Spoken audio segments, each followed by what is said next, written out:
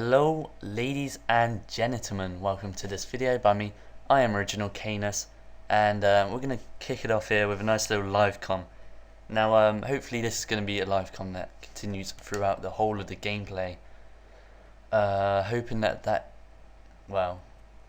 going to be meaning that the game doesn't disconnect or the guy doesn't rage quit, hopefully. As you see there, I had a sneaky little kind of half Brazilian team, silvers and golds and shit and stuff.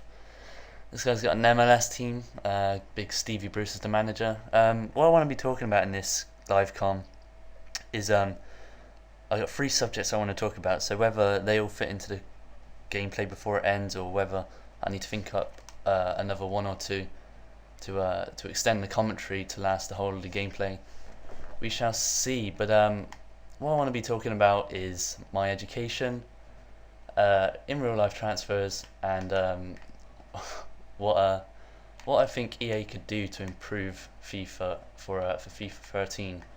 So starting off with my education, at the moment I'm in 6th form at my local college. So for those of you who don't know, that is Froome College. I'm studying media, IT and double business, which may not sound the most fun of subjects to study, but you know, they're not too bad. It helps having pretty good teachers that, especially my business one, we have banterous times with, and in that class there's only 6 of us, so you know, and we're all boys as well, so many fun conversations go on in that in those lessons.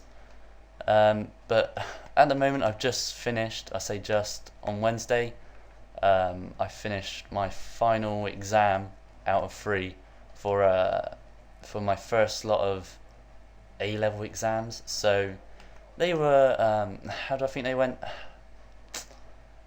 I had 2 2-hour exams and 1 hour and a half. Now the thing is, on the hour and a half exam it was a business one, and to be fair, I didn't finish it.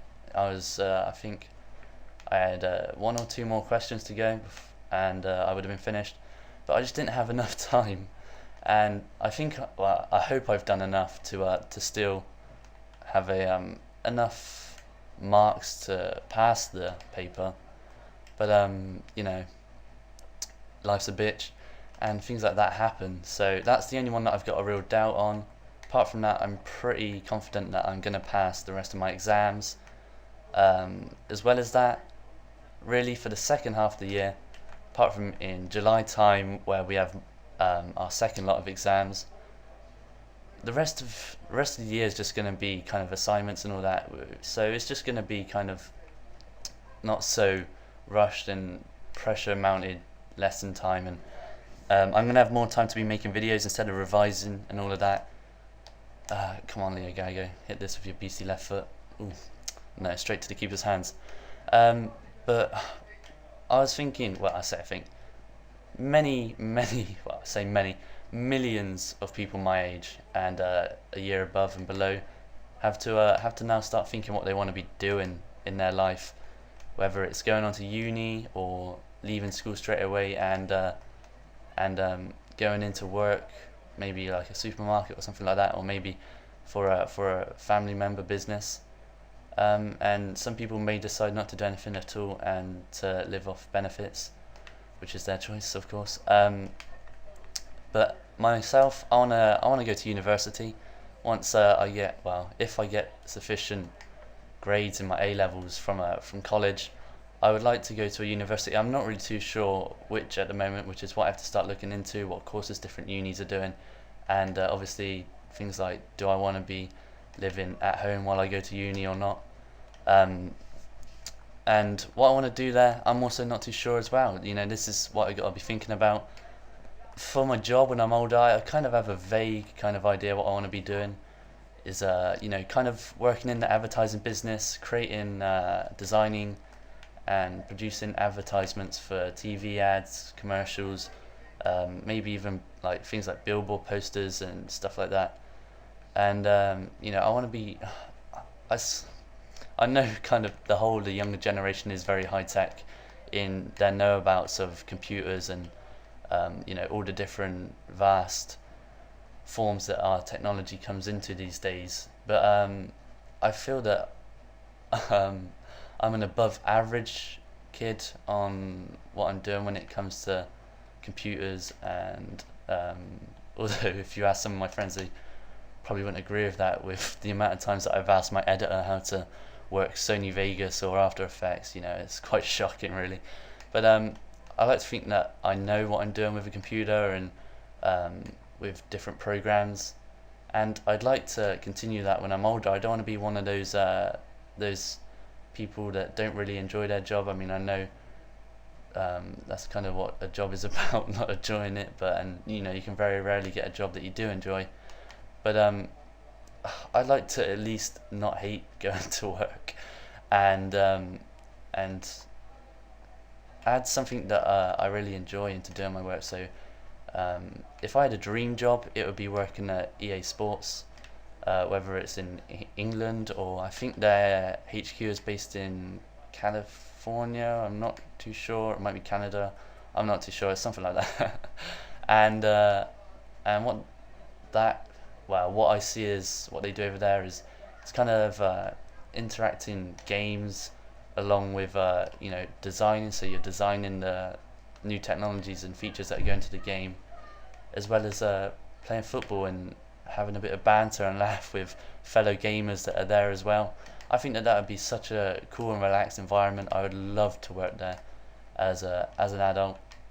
I think that would be absolutely insane. I know that Seth is lucky enough to do that, and that is a very lucky goal indeed from Neymar.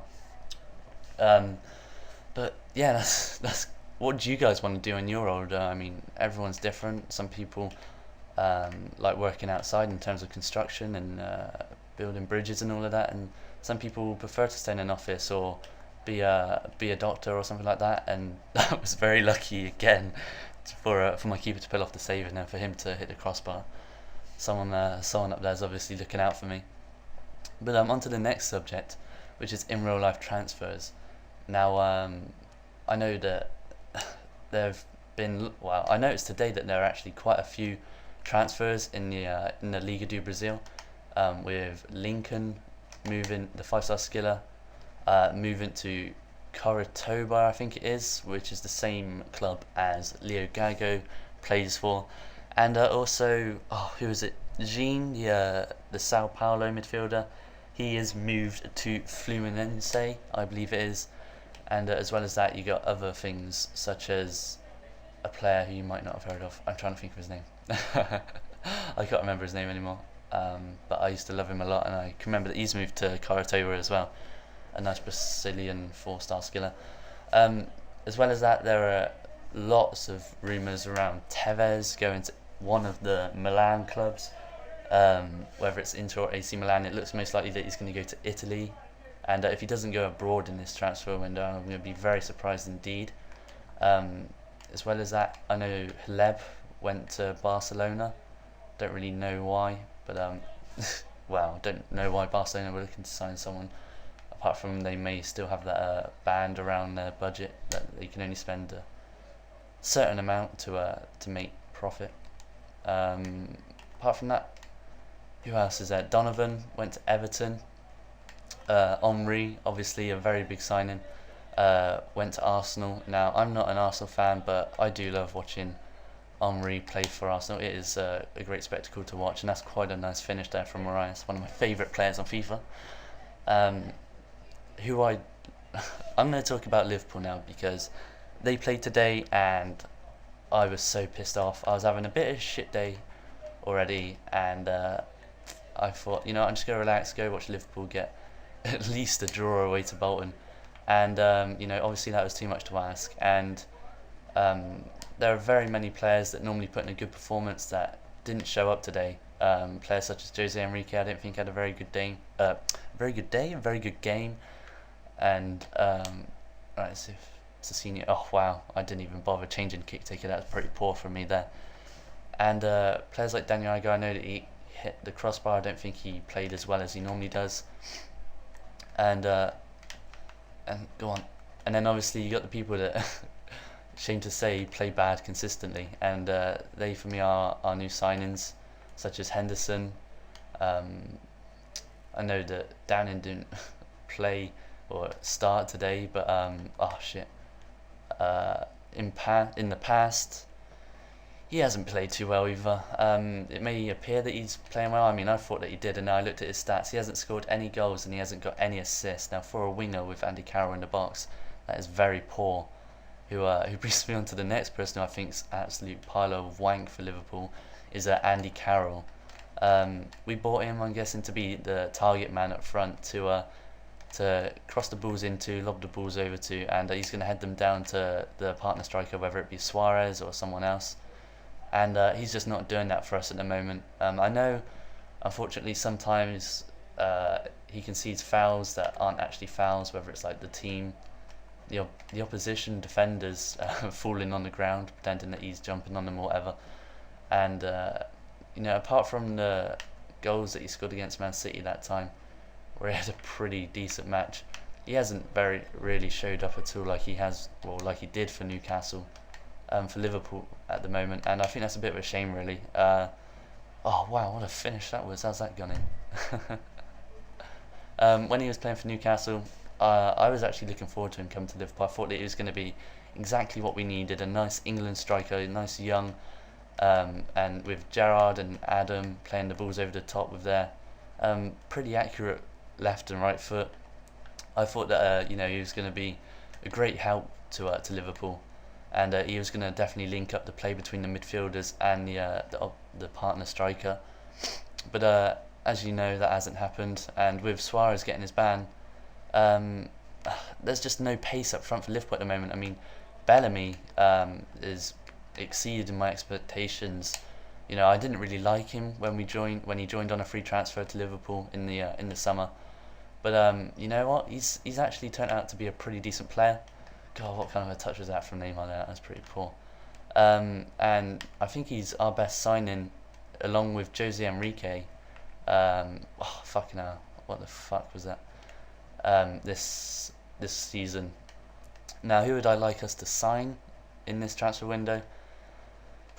I know there was a list that a manager put out of a load of players that are on the transfer market that have been put up by their agents, and that list consisted of people like Fernando Torres, Fernando Llorente, Berbatov, Cavani, Roman Pavlyuchenko, who plays for Tottenham. And you know what, there are a lot of good strikers there that Liverpool could do with. I mean, especially someone like Cavani, Uruguayan, would link up nicely with Suarez. Or I know there's a lot of debate about it, and there's quite a split between the Liverpool supporters on either or on the other side of this debate is, would you have Suarez? Me for one, I would. I don't think he's going to get back to anything like his form was when he played for Liverpool at Chelsea, unless one or two things happens. Number one, he goes to either Italian or Spanish football, obviously being transferred over there from Chelsea, whether it's in January or in the summer, or whether he comes back to Liverpool. Now, for the supporters that say at the moment that they wouldn't accept him back, I reckon as long as he came out with an honest, well, I say honest, it's kind of hard to get an honest opinion out of footballers these days, but I think as long as he came out and said, yeah, put my hands up, I made a mistake, I shouldn't have left, and all I can do is hope that you'll accept me back, and he's been a bit of a twat and accept that, then I think many Liverpool supporters would accept him back. And as long as he got his head in the game and put his all into every match, I reckon he could become that Liverpool legend that he once was. And I would enjoy to see him playing back alongside Suarez. I think that would be absolutely brilliant with those two up front. That would be one of the deadliest strike forces in the game. If they're both on form, or if and when they're both on form, that would just be absolutely amazing and worth creaming over quite a lot if you're a Liverpool supporter. And apart from that, I don't really think there is much else that Liverpool needs. Maybe another midfielder to get Henderson out and maybe put him on the subs bench. That's really it. I'm just trying to concentrate at the same time as speaking and trying to think about what I'm talking about. So I normally don't multitask this much, and to be honest, I deserve a pat on the back because my if I had a RAM system in my mind right now, it would be blue screening quite a lot. What else was I going to talk about? Oh yeah, what do I think EA could do to improve FIFA for FIFA 13? Now, I don't really know in terms of the rest of the game with things like head-to-head seasons and manager mode, but in terms of Ultimate Team, I think that just little things, little improvements that could make the navigation around the Ultimate Team web app on the game much easier. Things like, say if you were choosing, you know, when you swap a player from your club to your team, instead of choosing one player at a time, which takes for fucking ever, give you the chance to select one or more player at a time. That would be pretty cool, and then you can choose to send it squad. I think that that would be quite a cool little thing, and also having national kits. I know they added national managers, but having national kits would be pretty cool to have. And you know, as I said, just little things. And also, there is one thing for head-to-head seasons, and that is to be able to see what your opposition kit is, because there have been many times where I've been matched up with an opposition and we've had a kit clash, and then one of us has had to leave, and that's a stupid inconvenience that neither of us need to have, as long as you could just see the kits that each other have. As I said, just little things, and overall can make this game pretty much a perfect game. So guys, sorry there wasn't really much skills. I was kind of talking a lot, and I'm not like the Pentfairs. I can't play as I normally would without going down a live